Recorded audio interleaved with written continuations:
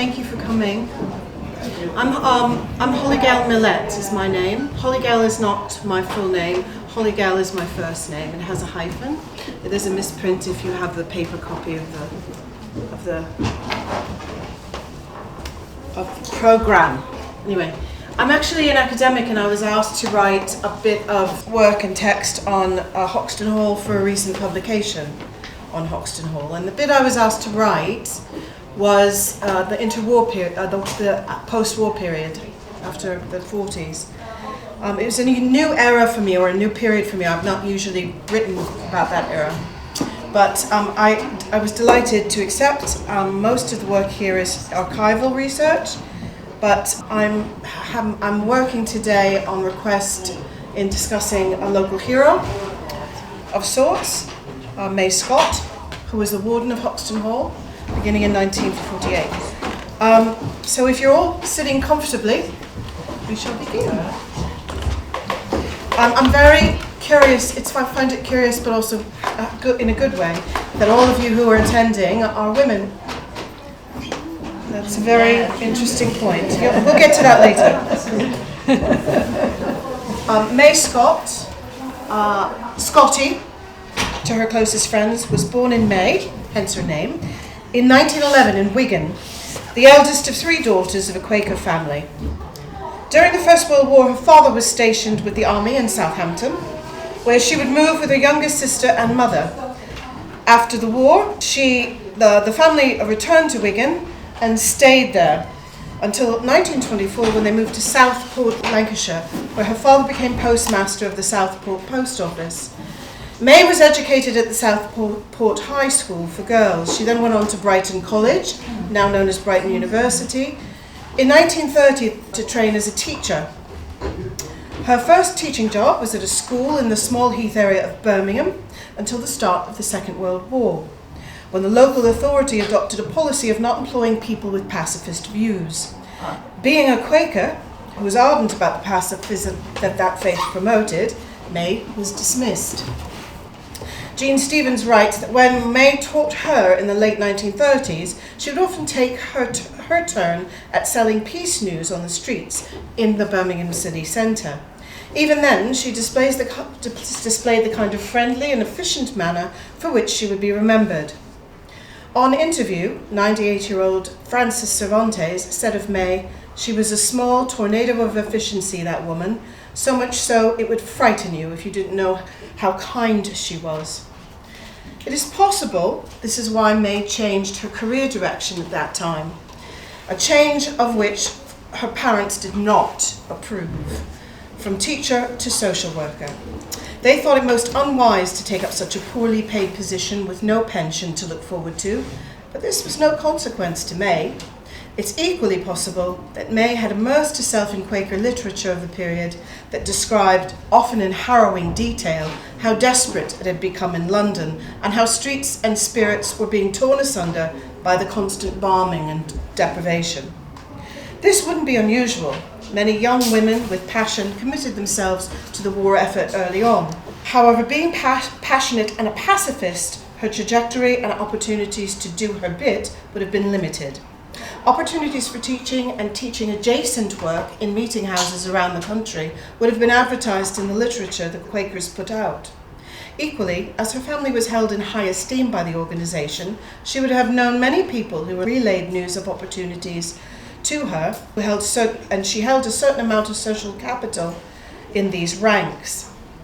Finding and applying for a position would have been simplified and swift.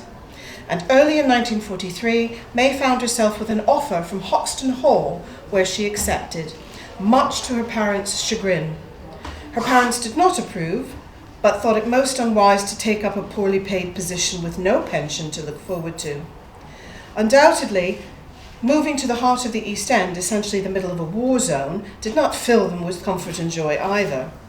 She was initially hired to provide secretarial duties to the Girls' Guild for Good Life, a health and well-being organisation occupying space in Hoxton Hall. She was paid on the 10th of each month, and her first monthly salary totaled just over £15. She received money from her parents, and early in 1944 she received a credit note of just over £11 as a result of her Christian international service, the pacifist alternative to service elsewhere. Also in June of 1944, she received the residual amount remaining in her Building Society, Teachers' Providence Society account. And with this money, she moved from the rooms that she was staying in adjoining Hoxton Hall to a nearby bedsit. She would eventually settle in a small one-bedroom council flat near Arnold Circus. So I'm going to ask you to do a little bit of work here. So I've got some quotes on the slides. If you want to read them as I'm speaking, it's pertaining to what I'm about to talk to about. As a Quaker organisation, Hoxton Hall and its staff were anti-war. The hall and its function was rooted in the Quaker ethos, which was to say, quote, the church's chief task must be to educate in the Christian faith, in the art of living together, in understanding social problems, in getting informed Christian opinions, standards and real values, unquote. The hall's reach and outreach stemmed from this commitment, but was focused on the lives and daily needs of Hoxtonites in the first instance. 4 immediate problems confronted London social workers in the war years. First, evacuation of children, invalids and elderly. Second, provision of adequate shelters. Third, discovery of new accommodation for the homeless. And 4, and especially in Hoxton, the heightened demand for social and educational amenities which had been provided by institutes and settlements in peacetime to be adapted to the needs of the younger men and women who were compelled by their work to remain in London, and of their parents and grandparents who insisted on staying put. Edward Bellamy, the warden of Hoxton Hall at this time, spent much of the wartime period responding to these calls by forging youth clubs, and over 14s and under 14s, that he called the Quest Clubs.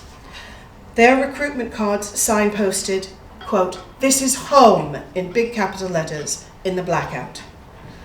During the war, Hoxton Hall offered its basement rooms as a place of shelter, but some felt safer on the streets of Hoxton, more so than they did 65 years later than in the crowded underground shelters. 2 of 9 Quaker settlement houses or centres or halls became air raid casualties. Hoxton Hall was one of these. In September 1943, with bombs falling, 600 people rushed into the public shelter in the basement rooms of Hoxton Hall, a shelter meant to hold no more than 300. Edward Bellamy bore the brunt of this first crush. The conditions were appalling, and the strain he endured sent him temporarily off duty in November of 1943. He would not return to service. He suffered what we now refer to as a breakdown, followed by a lengthy period of post-traumatic stress. During his absence, May Scott would correspond with him regularly, and his letters back to her made difficult reading. The Society of Friends, Quakers, asked only one thing, that those who walked their path give unseeking a service based in love, sincerity and truth. Underneath the relief they offered was always the idea of reconstructing and rebuilding so that people might rise in the spirit of courage, self-reliance and cooperation. Post-war especially, the Quakers' greatest need was for workers who could meet the psychological and spiritual difficulties as well as the material needs of people. The purpose of Hoxton Hall at that time was to recognize God in every man, to increase the awareness of spiritual values, to develop character and encourage the free expression of personality, to create a sense of community, to teach the responsibilities of citizenship, and to provide opportunities for Christian service of a personal and social character. Aspects and behaviours that May embodied and championed. May Scott knew the real significance and cost of human well-being and happiness. Here, her letters from 1943 to 45 speak of a loyal, educated, personable woman who was very interested in the world. It shows a woman who was devoted to her work and to her Quakerism. The Quakers were, said David Horowitz, a young actor she hired in the late 1960s to work at the hall with their young users, very idealistic. They do things without much show. Friend Gwen Hatchpole substantiates this when writing to thank May for doing such splendid work and all so quietly and without talking about sacrifice or anything. But you do, she said, just made those sacrifices, you did just make those sacrifices in the most lovely way, as if it was nothing at all. May Scott walked to the Quaker walk, mindful of the deity within her. She walked that road quietly, privately, and simply, and all of her roads led to Hoxton. During her early days, when she was living in the St. Mary's hostel adjoining Hoxton Hall, and before she separated her business address from her personal address, she received much personal post at the hall from her ex-pupils, mainly young girls pursuing nursing and teaching careers themselves, and young boys who are now off serving overseas. This is the only light to be shed on who may have been personally. These small tranche of letters in the Hackney archives, as well as some correspondence to others in the Friends House archives, are the only personal correspondence of May's that we have. The rest was given over to family and has disappeared. In one of these, she writes to a young Cedric, he's an Ayrton band, of her early days in London and how she wants to take the Hoxton children on an outing to Southend.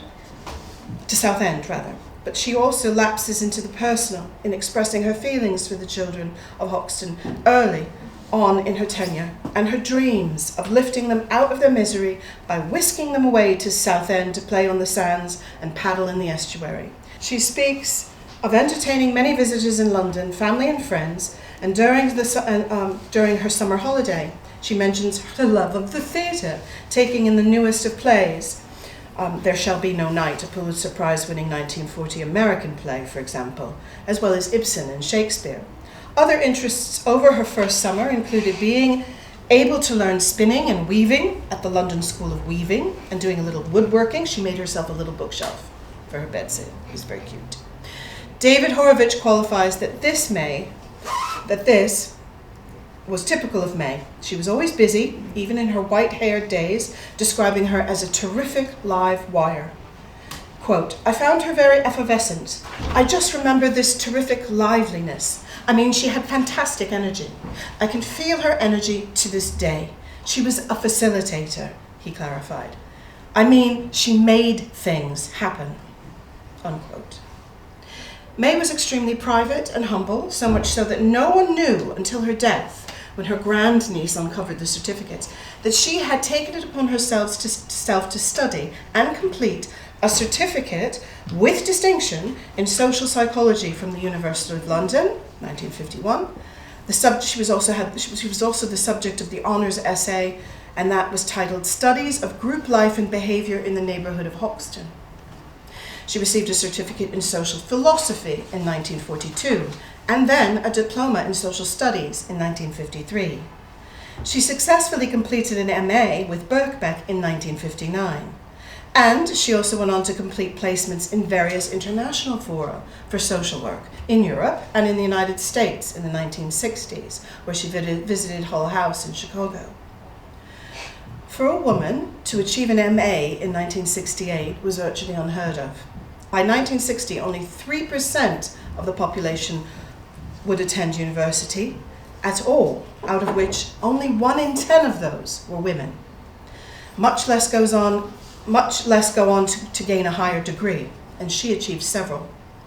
But achieving in higher education was a Quaker trait, and David Horowitz's discussion of his own parents' matriculation seems to confirm this. The archives and war data suggest that Hackney was one of the most bombed of all the London boroughs in World War II, suffering more than a year's worth of daily consecutive bombings at one stage. Most did not speak about the trauma or the relentlessness of it.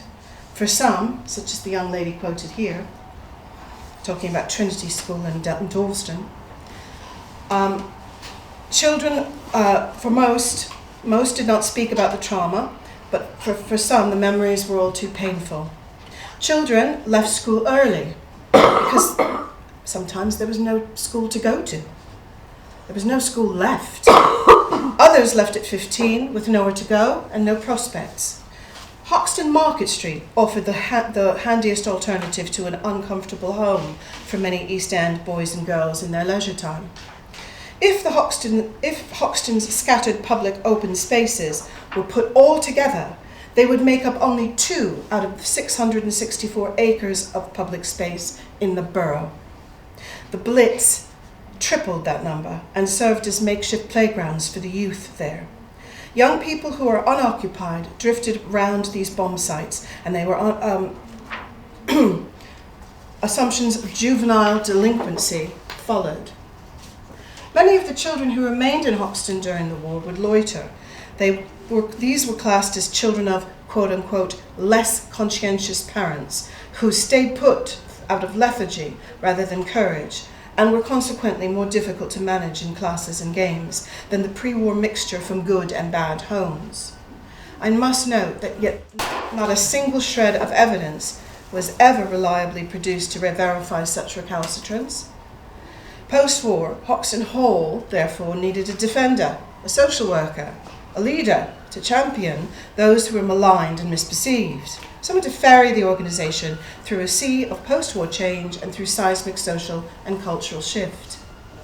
Edward Bellamy counselled his friend with a capital F, friend as in the Quaker sense, as well as friend with a small f, and no, it's confusing, counselled his friend and protege to, quote, not overdo things, to form her own circle from which good work can be passed on, to prepare the soil for the future. Edward Bellamy would officially resign from Hoxton Hall on the 8th of September 1944. May Scott, alongside Dennis James, would continue the activities he had started at Hoxton in his stead. John Hoare would eventually step up as Warden between 1944 and 1945. Harry Walker, the Hoxton caretaker, led those bombed out of their homes in temporary accommodation to organise their own canteen on the premises, and the area held its breath as post-war restructuring took hold. As Bellamy had predicted correctly, the war would, quote, produce a compulsory slum clearance, which could not have been achieved without a riot before hostilities. Quakers were best placed for any intervention of this kind, as underneath the relief they offered was always the idea of reconstruction and rebuilding. For post-war, their key aims were to create a sense of community, to teach the responsibilities of citizenship, and provide character building. These must have been in the forefront of May's mind as she first stepped in as co-warden in February 1945. A month after this, the London County Council introduced plans for the rebuilding of Hoxton. May found her voice, the voice that had remained quiet in her first few meetings, and expressed her concerns for the residents of Hoxton. She was made assistant warden in May of 1945, but only 2 years after that, only 2 years after she had begun working there, effectively as an administrator. By 1950, 5 years later, she had become full-time warden. She sat on most every committee, barring the Board of Trustees, and she would come to represent Hoxton Hall internationally. May was responsible for reporting on the Hall and all its activities in most meetings and for brokering experimental collaboration between organisations that were either waning or collaborations that were waxing. In both these situations, because of the reluctance for change in the former and the fear of the new in the latter, minutes from these meetings would become quite tense. But May's patience, her steadfast devotion, and quiet insistence based on proven results would see the committee come round. From 1945 to 1975, Hoxton Hall was considered May Scott's in the hearts and minds of many Hoxtonites. Her devotion and drive as warden would propel the war-torn building into a fixture of the Hoxton landscape. It was a meeting place, a skills centre, an entertainment venue, a dance hall, a social work hub, a place for Quaker friendship, an outward-bound nexus, a community café with warm buns and hot sweet tea, and a space that offered warm welcome to the displaced refugees of the war and the immigrants that arrived with the collapse of empire. Well before her memorial in 1993, May Scott was considered the salt of the earth. On interview, the generations raised under her care would begin always with how their summers were transformed by May.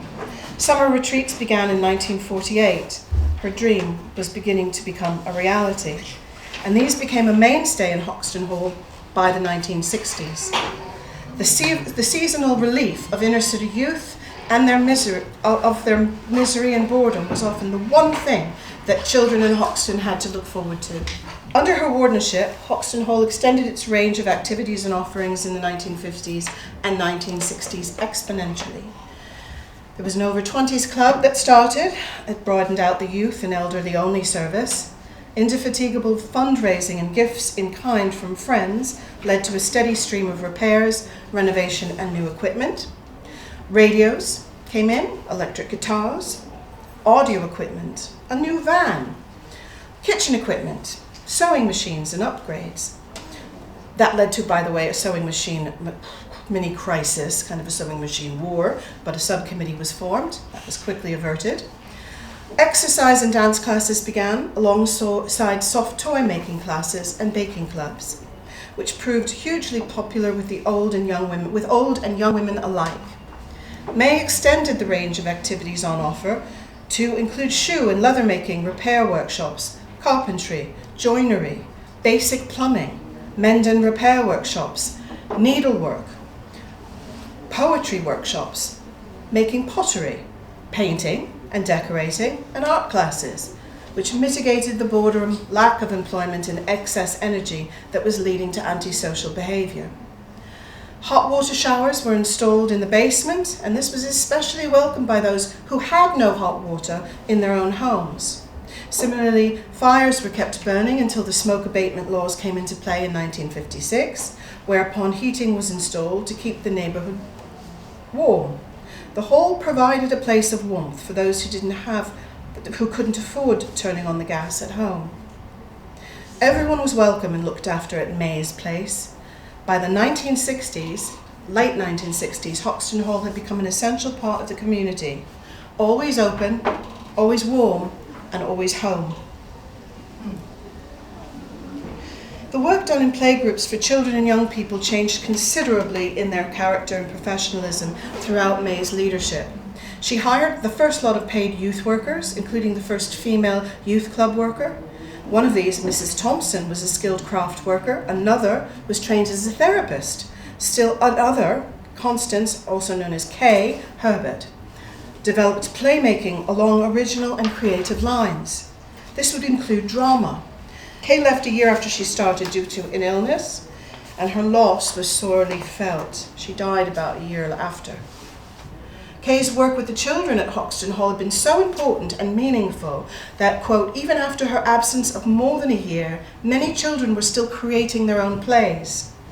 New children who were coming in were being drawn into this activity by older members who had had Kay's training, unquote. Drama seemed to offer an outlet to the darkening fringes of youth society. Milling around them and not wishing to lose momentum, May hired David Horvich, the son of a friend in Brentwood, friend with a capital F, of the Quaker variety, who, quote, hoped to make drama his career and start a drama school, unquote. David recalled that May suggested he do a pantomime with them. After spending several afternoons playing pop songs with them, he then introduced them to Cinderella. He got them to improvise from their own experience, and the play that emerged was, quote, very dark. I mean, they had the ugly sisters executed. They beheaded them. And I remember thinking, oh, I wonder what May is going to think of this. Well, she loved it. She was fine with it, unquote.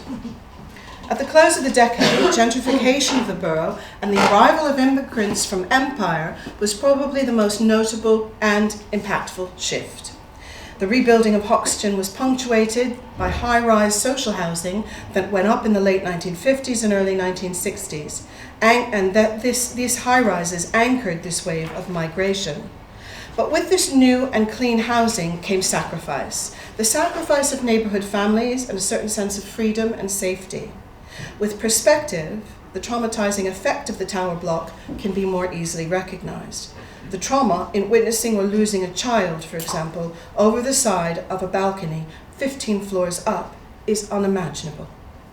I just need to note that this has happened. It happened about 4 years ago in Hoxton. A small baby fell out of a window, 16 floors up. And the entire building was receiving grief counselling after that. It was quite shocking. Life in these buildings and other post-war social housing blocks was lonely and sometimes disturbed. At the close of the decade, May was leading the charge on providing drama classes for the community while incubating a commercial theatre space that would then offer innovative and topical theatre performances year-round. May saw it as a simple, congruent opportunity. Quote, "The development of the arts," she wrote, "has come about partly because we have a suitable space within the building, but it has also come as a result of the realization that in the rebuilding of Shoreditch, there are many limitations which arise from the flattened homes in which all of us in this area are now housed. These cozy boxes in layers. Life in the new homes is more comfortable and cleaner, but people are deprived of natural contacts. Much of our work," May said, has been seen by social workers to have a therapeutic as well as a cultural value to individuals and the community," unquote. The meta-history laid out in the board's minutes shows the formation of a charity where a small faith-based community concern once stood. However, this was only made visible and viable by the reforms and allowances of the welfare state and its legacy of post-war socialism. A clipping from Labour's Northern Voice, found amongst May's personal correspondence, mentions Hoxton Hall and the work it's doing. It equates what's occurring there with the efforts of quote, "our Labour church movement in the 90s of the last century," unquote, in scope and in ethos. It refers to its similarity between the Quaker mission and the cooperative movement. Both seem to be focused on the fight for equality of opportunity for all children, as for the general advancement of our social and economic life. Both appear to be in the forefront in making proposals for the health and happiness of children. In oral history and interview, a consistent map of generations of families can be found, generations that were anchored by Hoxton Hall and May Scott. May Scott was, and still is, the longest serving warden of that place, and thus emerged as a kind of beacon to all those who circulated around Hoxton Hall. She offered a kind of parallel family in the hall, a chosen family of convenience and care. Long before the queer history made the idea of chosen family a care and community principle, May was building one. She had no children of her own, yet she had hundreds in any given year. One of her greatest delights was seeing young women, both girls, who grew and would come to see her with babies of their own. And it was clear that young mothers and the mentorship of young women was an active focus for her and a personal investment. May Scott's commitment to mothers was a central pillar of Hoxton Hall's provision. She first instituted a morning playroom for mothers and small children in 1962, and this was a roaring success. In late 1969, the Mother and Baby Group, now called Playroom Mothers, became a subcommittee of the main Hoxton Committee when such committees were being formed to get more local people involved. The toddler groups and children's clubs were set at times that best benefited mothers, capping the day after school drop-offs and providing respite of just a few hours after school let out to prepare dinner or finish the shopping. Electricity, food and heat in the winter provided a warm place for children and mothers during the day. Doll making, knitting, make and mend, box making, and other household crafts and skills could be undertaken. And at a time when the country's poorest often managed the day on only one hot meal in their bellies, Hoxton's Café often filled the gap with its tea and jam sandwiches. It became a central and much-loved pillar of support for the next 30 years. In the 1980s, The Likes of Us, Writing by Women from Hoxton was published. Its pages tell the story of these early users of the club, women like Judith from St. Lucia, who arrived in 1963, had 2 children, and then 2 more 10 years later. The book's title comes from Dawn Wynn's poem that bemoans the life is a slog for the likes of us. a sentiment that Angela, a childminder, concurs with, although she harbours bitterness for the women who farm their children out to her and who take childminders for granted. It charts the changing face of Hoxton in its pages. Like much of women's work, it was written in the interstices. As early as the mid-1960s, women were not only doing the invisible labour of the home, but many of them were also going out to work to provide a wage for their family and organising their communities in active social participatory leadership. And these were not solely white women of privilege. These were Hoxton women who saw in May Scott a role model and a community care model. Although she was never credited as being one, May acted in the role of social worker for Hoxton.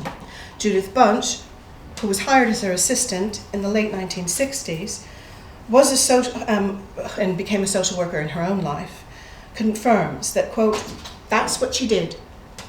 With the people who came into the hall, she was a social worker. She wasn't just getting out the craft things or enabling people to do what they did.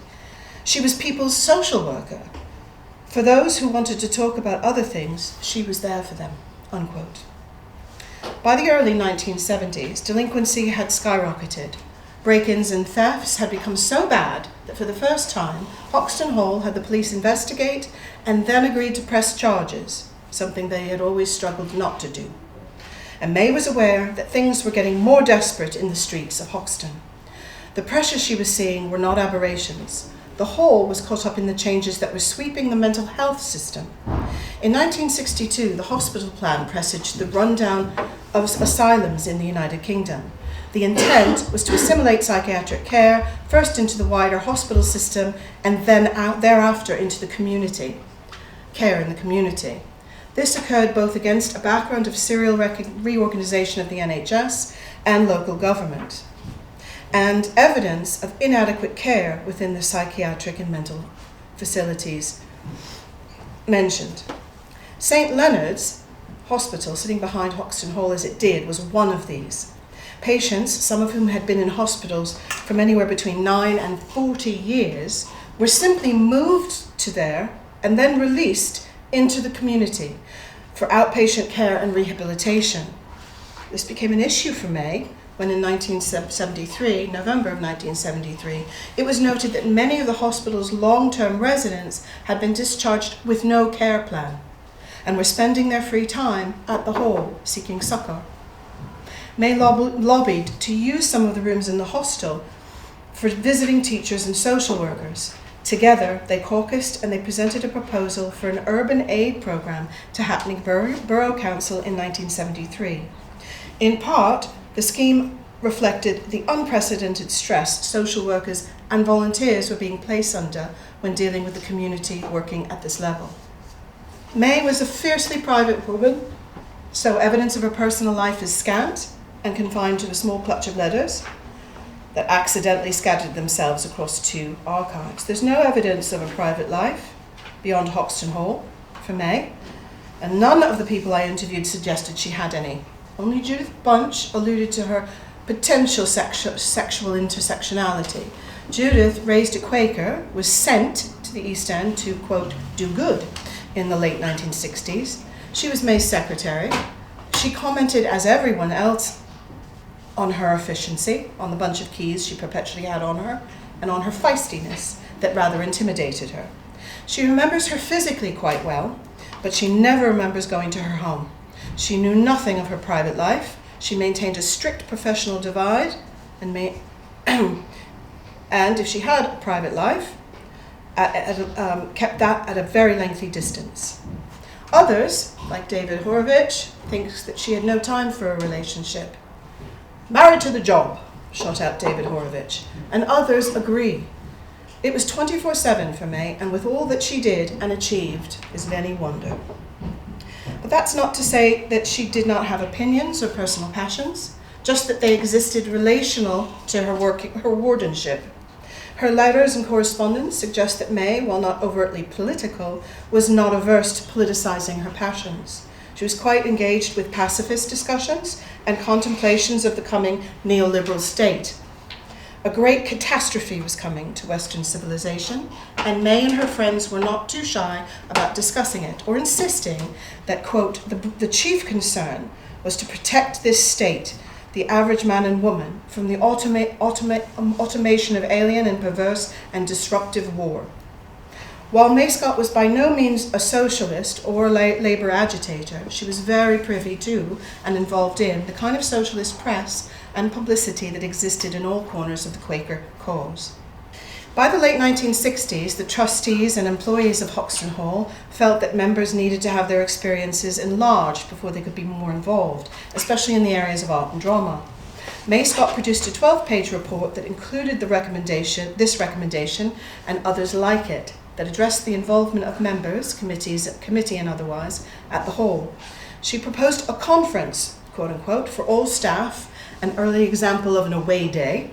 She instituted regular informal and friendly exchanges of ideas, what we now call catch-up meetings.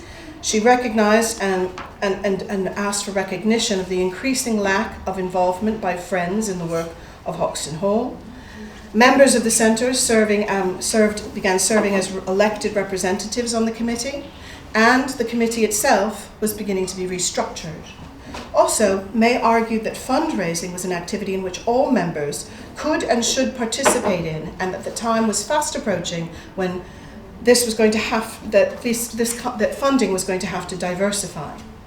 To advise on all these changes, May invited another warden from the Netherlands who was interested in volunteer structures to visit, and other wardens from centres in Japan and Botswana to participate in an exchange of information to do with the widening out of the leadership structure of the Hall. May's interest in the exchange of ideas internationally may have helped compel her modern and forward-thinking point of view on operations, but what is clear is she was far ahead of her time in establishing what we now would know as a citizens' assembly. Also around this time, she began to take young women on trips abroad, largely to Holland, Germany, and Belgium. These opportunities were unheard of for the most part for young women in the East End, and they were offered in the spirit of Quaker friendship and social work. Hoxton Hall offered children and young people the opportunity to travel, enjoy the countryside, and otherwise get out of their lives, to see and achieve other possibilities and friendships with children whose experience of the world might be different than their own. For the first time, photographs from the late 1960s were populated with interracial faces, and by the early 1970s, these included the youth workers and drama professionals, people whose very visibility provided role models for Hoxton's youth. The growth that occurred for Hoxton Hall and the new avenues of venture it would travel down would not have been possible without the reforms made by the 1945 government. May Scott attended the first meeting of the Shoreditch Housing Committee, who was looking to rebuild the Hackney Borough Council, the London County Council, and the area of Hoxton in the 1970s, also in the 1950s. She attended the first meeting and all subsequent public meetings of the rebuilding effort. She was commissioned to launch an exhibition in Hoxton Hall that would convince reluctant working class families to take up the new offer of housing. Post-war, everything Hoxtonites knew and could see was disappearing, and they felt powerless to stop it. The same spectre of regenerative change would happen again in the 90s, when Hoxton became gentrified by moneyed artists and trendsetters. Those later generations that remained from May's heyday felt angry and powerless all over again. This statement made by Sandra, which is here, by the way, statement made by Sandra is problematic, as we can see, for its conflation of racial genocide with housing renewal, but nonetheless it does betray the feelings of Hoxton post-war as being Aboriginal and thus colonized over many decades. May knew this, and she spoke openly about Hoxtonites fearing that their community would be colonized without their consent. In the end, this is precisely what happened. Gentrification is a unique form of violence because it's not just about displacing us, the them, a group, or the simplistic we just don't live here anymore. Rather, it's an erasure of a culture. Arguably, and looking at the many interventions May made on behalf of Hoxtonites in her time at the Hall, this is what she had tried to prevent, because this is the kind of champion the people needed. People were May's real legacy. The theatre and theatre programming she championed at Hoxton Hall was something she was very proud of as she left, and it would only grow in strength throughout the latter portion of the 20th century. This young lady here is Frances Cervantes. I've talked about her, I quoted her early in the talk. There are two pictures of her here. They're 60 years apart. Frances was a Hoxtonite, born and bred, and she was terribly overwhelmed when she fell pregnant at the outset of World War II and gave birth to twins in her bed. She often would credit May and Hoxton Hall with saving those boys and her. She visited as a young mother for solace and support. Her sons were in the club in the 50s, and she continued crafts classes and toy making classes well into the 1960s, by which time she had moved to North Hackney, and she would travel from Upper Clapton to go to these classes. She loved the camaraderie of being around others and would exchange memories with them, the usefulness she felt when making soft toys for other children and babies made her smile, and the tea and sympathy she would find there warmed her heart. May's greatest legacy was the babies that she first saw in the mother and baby clubs, watching them make something of themselves. The spirit of Hoxton never left those children, whether they moved abroad or they moved a few miles east into Essex, nor would it ever really leave May. Her wardenship was a calling, a devotion, and an all-consuming passion. Under her leadership, Hoxton Hall had become such a thriving community hub that Ross Tennyson, who took over as assistant warden at the assistant warden's post, they had two of them by then, in 1972, left less than a year after her tenure, citing extreme workload issues. Yet May stayed, as literally generations grew up around her, moved out around her. The young lady you see in Frances's arms is my daughter. Oh. In May of 1969, the minutes closed on the decade. Much of the normal summer business was discussed, members were thanked, some trustees stood down, others were co-opted. But then, ever so innocuously, and as if you blinked you would have missed it, there was a monumental notation made under any other business. May reminded the committee that plans needed to be put in place for her retirement. Coming as it did under any other business, it seems almost as if the committee was trying not to look at it, sweep it under the carpet, like they couldn't face the prospect of May might leave, but leave she would. After her retirement in 1975, May moved to Up Holland and transferred her Friends membership to a monthly meeting house there. Friends there admired her creative ideas and her self-sufficiency. She suffered a stroke in the late 1980s, but still insisted on catering for herself when traveling. Dorothy Trippier speaks of her as, quote, an indomitable spirit and her autocratic manner, even at the end. May Scott died after a short illness in Ormskirk, Lancashire on the 2nd of August 1990. As a friend, she would have a cremation following her death. She was full of beans up to the end. Hoxton Hall held a celebration of May's life and times on Saturday the 12th of June 1993.